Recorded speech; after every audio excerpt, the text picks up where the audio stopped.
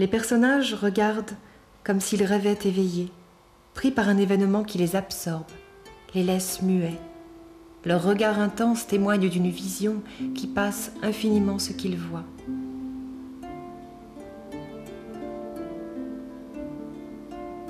Leur regard ne ressemble-t-il pas à celui du semeur qui, dans une poignée de grains, voit onduler un champ de blé? Ne voit-il pas une promesse réalisée? Leur regard n'est-il pas celui de Georges de la Tour et de ses contemporains après 16 siècles de christianisme? En effet, Georges de la Tour a peint les personnages sous les traits de ses contemporains, vêtus comme eux. Il joue sur la profondeur du temps comme il joue sur la profondeur de l'espace. Le passé et le présent se nouent. La peinture y gagne en force de révélation du mystère qu'est cet enfant ordinaire, adoré au XVIIe siècle comme l'enfant Dieu. Les verticales des corps,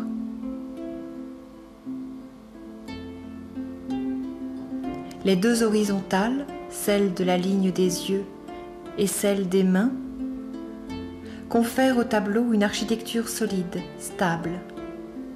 L'oblique du corps de l'enfant introduit un effet de dynamisme, d'ouverture sur l'extérieur.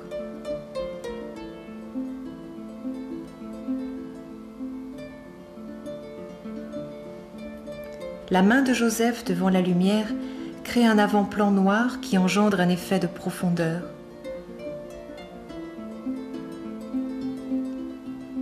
La diminution progressive de la dimension des corps y participe.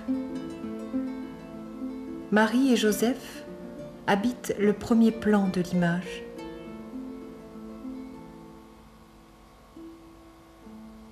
Joseph est assis au tiers droit.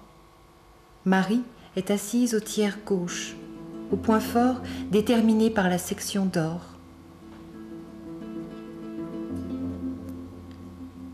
Cette position spatiale impose leur présence physique et les désigne comme les parents de l'enfant. Il est lui-même au premier plan, en position centrale, reliant l'un à l'autre.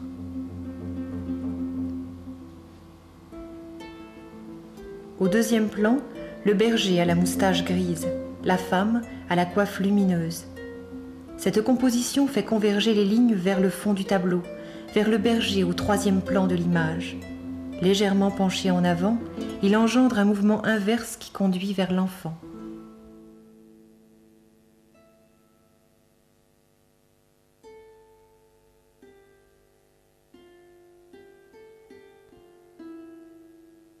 La disposition des personnages en largeur les place côte à côte. Les visages se trouvent au tiers supérieur de l'image. Le nouveau-né repose au bas de l'image, seul, en position dominée. Il est à la fois dans la proximité et dans la distance. Cette composition distingue le nouveau-né des autres et révèle sa différence. Il est l'un d'eux, mais aussi autre. Il n'existe aucun face-à-face entre les adultes et l'enfant. Celui-ci est vu de dos, de trois quarts dos, de profil, de trois quarts face, jamais de face.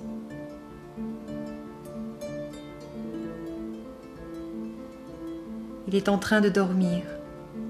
Son visage à la fois se dérobe et se donne. Il échappe à toute emprise. Ainsi, Georges de la Tour marque la transcendance de l'enfant.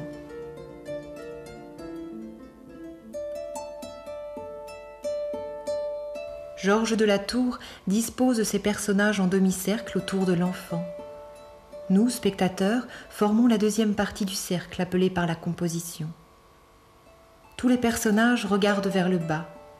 Ils ne regardent pas tous dans la même direction, mais tous ont les yeux baissés, le visage incliné, sauf Marie qui garde la tête droite. Tous sont vus d'en bas, en contre-plongée, d'un point de vue unique qui correspond à l'enfant couché au bas de l'image. Celui-ci constitue le centre de la composition, le pôle d'attraction des personnages, qu'ils le regardent ou non. Cet enfant lumineux est le personnage principal de la peinture. C'est vers lui que tout converge. Georges de la Tour fait entrevoir picturalement le mystère de l'incarnation. Il ne s'inscrit pas dans la tradition d'une certaine peinture religieuse, pas de cascade d'anges, aucune auréole, aucun regard tendu vers le ciel, mais des êtres humains, une scène familière de la vie, la naissance d'un enfant.